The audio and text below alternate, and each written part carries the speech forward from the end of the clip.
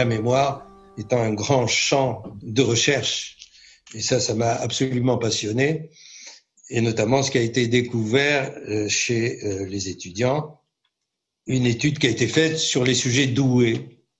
Parce que quand un sujet est doué, on l'étudie pas. Normalement, il est doué. Pourquoi il est doué? Il réussit tout. Mais quand on leur pose des questions, quand on demande à ces étudiants comment ils font pour réussir, ils vous disent tous que avant de réviser leur examen, avant de se préparer, ils s'imaginent le jour de l'examen. Et seulement après, ils se mettent à travailler. Ils ouvrent livre et cahier. Et on s'est posé la question, et là, il y a une vingtaine d'années, c'est la Garandry qui s'en est, avec ses élèves, qui s'en est occupé, qui leur a demandé, mais pourquoi vous faites ça? À quoi ça sert d'imaginer le futur et après revenir au présent et se mettre à travailler? Eh bien, on s'est aperçu que c'était une définition extrêmement importante de la mémoire et qu'en fait, il y a une grande différence entre être attentif, qui est faire exister mentalement une information dans le présent, et mémoriser, qui est d'abord être attentif, obligatoirement, et retenir une information parce que je vais la réutiliser dans un futur. Dans toute mémorisation, il y a une intention de retrouver dans un futur. Et si on n'ouvre pas ce futur, on risque d'oublier. On reste dans le présent. Et là, j'ai remarqué que beaucoup de personnes qui avaient des problèmes de mémorisation étaient des personnes qui vivaient un présent d'émotion, un présent de sensation, qui étaient des personnes très agréables, parce que très ouvertes. On se dirige vers elles, on se confie, on sent que cette personne, elle peut être à l'écoute de moi. Mais ces personnes ont d'énormes problèmes de mémorisation, parce que vivant de façon excessive leur présent, elles ont du mal à retenir le futur. Comme cet exemple de personnes qui arrivent à mémoriser des histoires drôles et d'autres pas. Alors, est-ce qu'il y aurait un cerveau qui permet la mémorisation des histoires drôles? Eh bien, que fait la personne qui mémorise? Dès que vous lui dites « Tiens, je vais te raconter une histoire drôle », eh bien, elle s'imagine déjà dans le futur en train de la raconter, alors qu'elle n'a pas encore entendu. Elle se projette, elle ouvre un avenir. Ensuite, à la fin de l'histoire, elle va la repasser dans sa tête pour vérifier qu'elle a tous les éléments et en profiter que je sois toujours là. Et après, prendra n'importe qui passera pour lui dire « Tiens, je vais te raconter une histoire ». C'est tant qu'elle n'est pas sortie à voix haute, elle n'appartient pas. Ensuite, la personne décidera si elle la garde dans son stock ou si elle l'élimine. Celui qui mémorise pas une histoire drôle, qu'est-ce qui se passe dans cette tête? À partir du moment où on lui dit « Tiens, je vais te raconter une histoire », tout de suite, il a un petit message de son cerveau émotionnel qui vient lui dire c'est pas la peine de faire un effort, tu les mémorises jamais. Donc tu écoutes, tu rigoles après ou tu rigoles pas, et puis chacun va chez soi après, ou reste à la maison, dans ce cas-là. Eh bien, cette personne-là n'a pas ouvert un projet d'avenir. Elle a juste ouvert un projet de présent immédiat. J'écoute, je rigole, et après c'est fini. Mais elle aura du mal à se rappeler cette histoire. Eh bien, c'est ce qui arrive chez nos enfants. Est-ce que les enfants s'imaginent dans le futur? Le seul futur qu'ils imaginent, c'est le contrôle, c'est avoir une bonne note. Mais quand on supprime les notes, qu'est-ce qui reste? Si vous enlevez les notes au collège aujourd'hui, tout s'effondre. Ils vivent dans le présent et ces enfants cherchent des sensations dans le présent. C'est pour ça qu'ils cherchent de l'action, ils bavardent beaucoup, qu'il y ait de l'action. Ensuite, il faut quand même savoir une chose sur la mémoire, parce que beaucoup de questions. Est-ce que la mémoire diminue avec l'âge? Est-ce qu'en vieillissant, on perd la mémoire? Non. Au contraire, on peut avoir une meilleure mémoire. Mais est-ce qu'il faut que je retienne la liste des courses pour mémoriser? Non, ça sert à rien. Est-ce qu'il faut que je joue aux échecs? Non. Si on joue aux échecs, on va augmenter la mémoire des échecs. Si je mémorise mes courses, je vais augmenter la mémoire de mes courses. Il faut savoir qu'il n'y a pas de transfert. La mémoire est liée à un contexte. Chaque année, j'ai au moins 4-5 journalistes qui, au moment des vacances, me disent est-ce qu'il faut faire les devoirs de vacances? Comment on fait pour travailler, etc. Et j'ai dit ça sert à rien, parce que ces enfants-là vont apprendre pendant l'été, parce que l'idéal parental, continue, la compétition continue, donc il ne faut pas qu'ils perdent, comme on dit. Mais ils vont perdre, ils vont oublier. Pourquoi? Parce qu'ils vont laisser ce qu'ils ont appris dans le contexte des vacances. Et début septembre, ça sera oublié. C'est pour ça que je voudrais sécuriser un petit peu les parents là qui peut-être s'énervent à faire travailler leurs enfants à la maison, en disant écoutez, c'est pas très grave, ça sera oublié, parce que ça restera dans le contexte du confinement. Ayez plutôt du plaisir, partagez un présent de qualité, plutôt. Apprenez à communiquer. Échangez sur ce qui est ressenti, pas sur les faits. Ça, c'est une notion très importante dans la communication avec un enfant. Si un enfant, par exemple, il casse un vase que vous aimez beaucoup, qui a été donné par votre mère, vous n'êtes pas content, vous êtes en colère, etc. Ok, c'est normal. Une fois que cette colère est passée, dites à l'enfant, je lui dis, tu vois, quand il s'est cassé, j'ai pensé à ça. Parlez d'un ressenti. Qu'est-ce que j'ai ressenti? Et après, vous pouvez communiquer avec cet enfant en lui disant, et toi, qu'est-ce que tu as ressenti? Quand tu as eu ton 0 en maths, qu'est-ce que tu as ressenti? Au lieu de lui dire, encore 0 en maths, en s'angoissant sur son futur. Il est dans le présent. C'est pas ça qu'il faut faire. Donc, il faut savoir que ce cerveau, il est en permanence avec cette mémoire-là. Et que quand vous vivez une situation, si cette situation fait écho à une situation qui ressemble de loin ou de près à une situation mémorisée comme négative, donc qui ne donne pas de plaisir, eh bien immédiatement, vous avez ce message de la mémoire émotionnelle qui vient, et selon la force, à la capacité de couper toute information montante au cerveau supérieur, au cortex. Et vous n'êtes plus dans la pensée, vous êtes dans l'émotion. C'est ce qui arrive dans la colère, c'est ce qui arrive dans la peur. C'est un signal. Il y a ensuite des réactions physiologiques, on devient rouge, il y a le sang, on est prêt à une action, soit de fuite, soit de combat.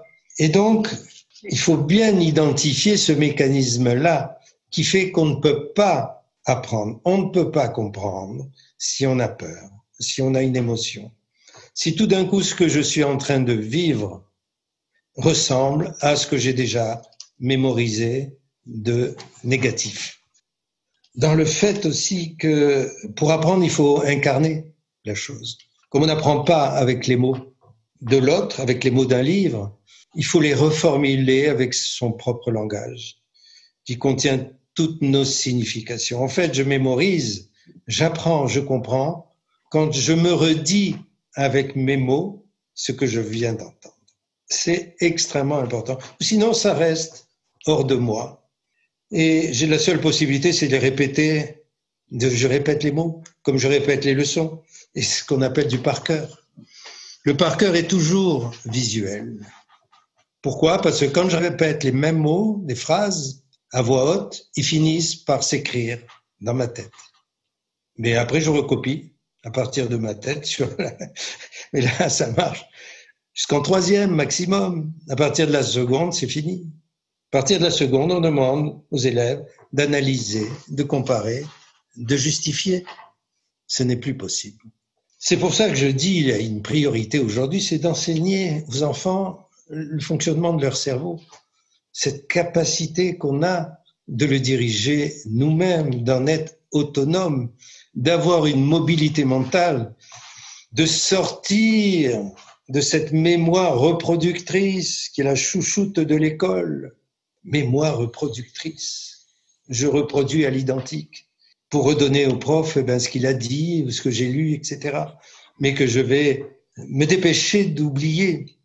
Et alors que je dis que pendant qu'on développe cette mémoire à l'identique, reproductrice, qui est importante pour le calcul, pour l'orthographe, c'est très utile, mais il faut laisser la place à la mémoire transformatrice, qu'est l'imagination.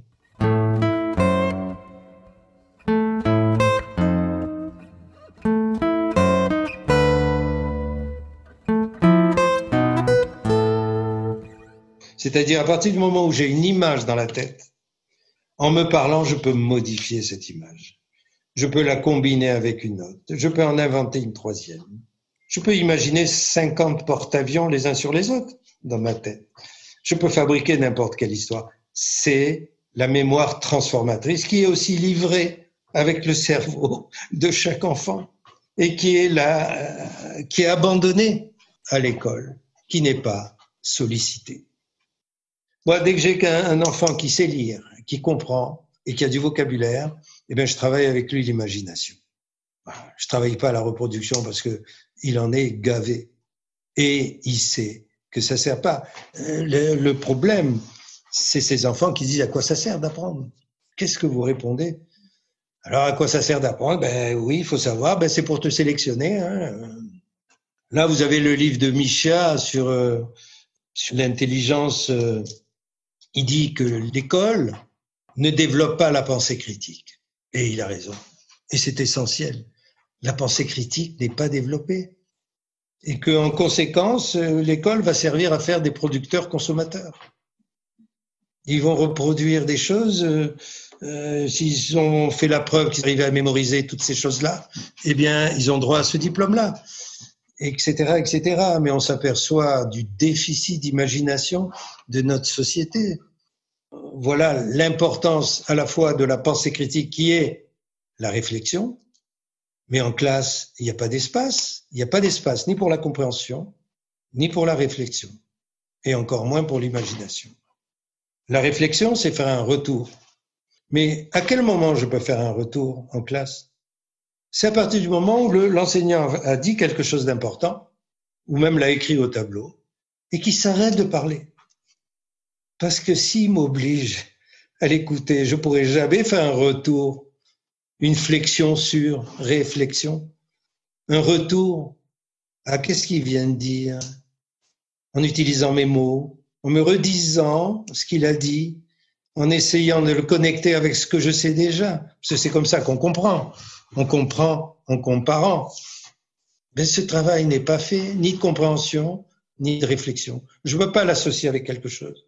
Je ne peux pas imaginer. Et alors, on perd des heures et des heures à rabâcher des règles qui seront oubliées. Alors que ce qui n'est pas oublié, c'est ce qui a été vécu, c'est les échanges, c'est ce que l'enfant a fait. On n'est pas fait pour écouter quelqu'un. On est fait pour que, quand j'écoute quelqu'un, je passe à l'action. Et qu'ensuite, il y a un retour sur mon action et un commentaire. On dit, ah oui, ben tiens, si la prochaine fois je faisais comme ça serait mieux. C'est ça la mémoire. C'est ça avoir du futur.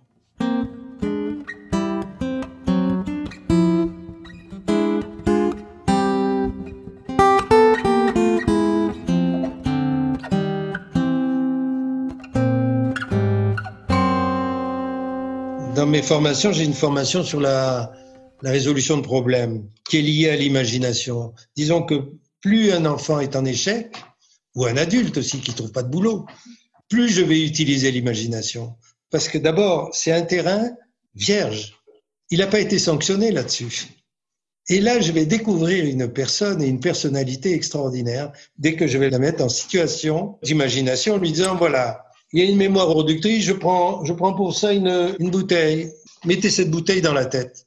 Parce que la résolution de problèmes, comme l'imagination créatrice, fonctionne à partir du moment où j'ai une image dans la tête. Il y a des gens qui vous disent, et des enfants qui disent, mais j'ai aucune imagination. C'est faux. Il suffit d'avoir une image dans la tête, mais de changer de projet. Cette bouteille, je peux à la fois la décrire telle qu'elle, précisément, avec ses striures, son arrière, son bouchon, etc. Mémoire reproductrice. Après, je peux dire à la personne, ben écoutez, maintenant la bouteille, je l'enlève, elle est dans votre tête, puisqu'en vous parlant, vous l'avez reproduite. Maintenant, vous allez imaginer qu'elle se transforme, qu'elle se combine, que peut-être vous rajoutez quelque chose qui sert, qui est le processus de l'inventeur. Il rajoute à un objet habituel quelque chose qui peut servir et qui n'a jamais été fait avant lui, etc., etc. Ensuite, ça peut être aussi quelque chose d'esthétique. Il n'y a aucune obligation. Donc, la personne touche l'objet, qui est un objet classique, etc. Et la personne va s'apercevoir très vite que la bouteille peut se transformer. Alors, je me rappelle, je faisais un séminaire avec les médecins des hôpitaux de l'assistance publique à Paris. Je leur ai fait faire cet exercice. J'ai dit, voilà, allez, transformez la bouteille et donnez-moi vos résultats. Et j'étais sidéré des résultats. Alors, il y en a qui m'ont dit, ben, la bouteille, elle est restée telle qu'elle. Il y en a un autre qui me dit, ben, la bouteille, je l'ai coupée en deux. J'ai fait un entonnoir et un pot de fleurs. Il y en a qui me dit, ben oui, moi, j'ai vu une fusée. J'étais sidéré de la pauvreté sauf un qui me dit, mais moi, j'ai vu une fresque de 8 mètres de long avec des canaux, de l'eau de couleurs différentes. Ce plastique devenait du métal, etc. Enfin, un tableau magnifique. J'ai dit, mais je suis étonné, vous, qu'est-ce que vous faites comme spécialité? Il me dit, ah non, moi, j'ai pas de patients. Moi, je m'occupe d'organiser des rencontres avec les médecins anglais, allemands, etc. Donc, il n'était pas dans la nécessité professionnelle de reproduire fidèlement les symptômes déclarés par un patient pour faire un diagnostic. Et ces médecins étaient un peu surpris de voir que leur pratique professionnelle leur avait créé une habitude reproductrice et non transformatrice. Donc c'est ça qu'il faut prendre conscience. On a la capacité de découvrir quelles sont nos habitudes et qu'on n'est pas obligé de rester avec ces habitudes. On garde les habitudes performantes, mais on essaye d'en acquérir d'autres. On a ces capacités-là dans notre cerveau. On n'est pas juste lié. Et par exemple, je disais à des managers, à des patrons, je leur disais, écoutez, vous avez des journées chargées avec plein de coups de téléphone, des réunions, etc. À la fin de la journée, prenez 10 minutes maximum, fermez les yeux et repassez-vous les moments importants de la journée. C'est ça la métacognition. Quand je suis en rendez-vous avec quelqu'un, je ne peux pas en même temps me voir et m'écouter. Je suis dans un présent de relation. Par contre, quand l'événement est passé, quand la réunion est passée, je peux faire un retour, mais le jour même, pas le lendemain, le jour même. Et là, je revois la scène et je suis sidéré d'entendre des choses qui étaient passées très vite. Ah, tiens, mais pour lui, il a répété ça. Ça, c'est important. Il faut que je regarde ça précisément. Ah oui, c'est bien ce qu'il a dit là, au fait. Et tout d'un coup, j'ai des idées qui viennent. J'ai plus d'informations. Je récupère une information qui est passée à l'as dans le flux de la relation, où à la fois j'écoute, je traduis dans ma tête, je ressens des choses, ou je pense à autre chose, etc. Mais là, mon cerveau, il a tout enregistré. C'est assez extraordinaire.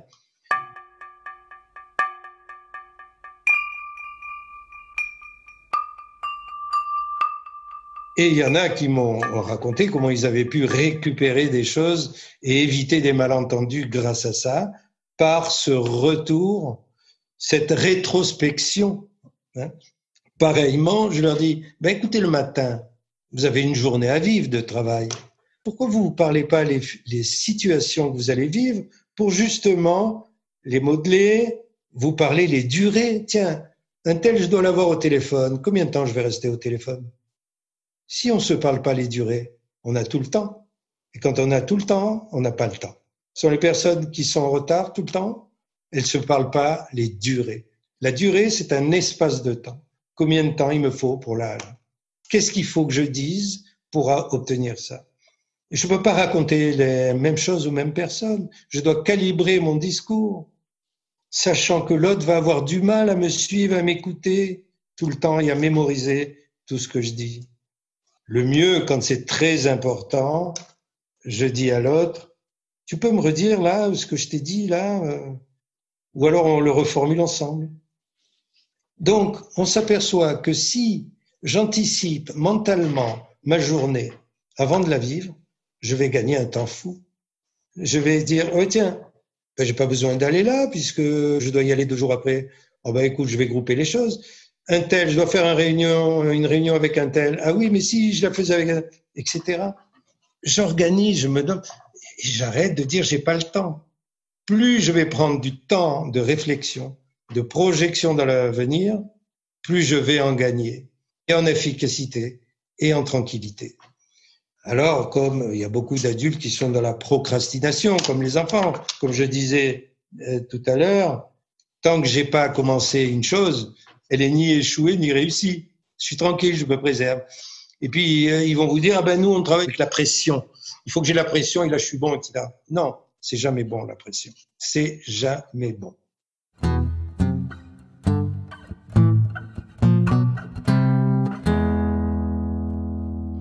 Voilà comment, en observant ce qui est récurrent, ce qui revient, comment on peut déjà améliorer. En réentendant ce que l'autre m'a dit, comment je peux améliorer mon écoute. Moi, vous savez, on a tous le même problème. Moi, ma femme comme ma fille me disent, mais quand on te parle, tu n'écoutes jamais. Et je leur dis, maintenant, je suis spécialiste.